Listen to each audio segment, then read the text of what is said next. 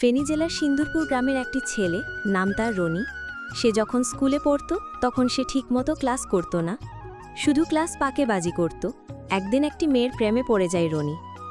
মেয়েকে তার মনের কথা বলতে চায়, কিন্তু সে কিছুই মেয়েকে কোনো রকমভাবে বলতে পারে না।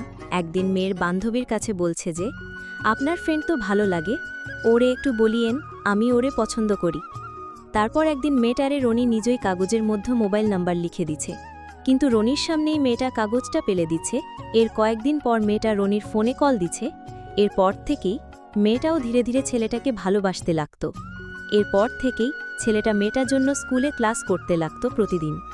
কথা বলার পর থেকেই মেয়েকে তার বাড়ির থেকে প্রতিদিন সকালে স্কুলে নিয়ে আসত।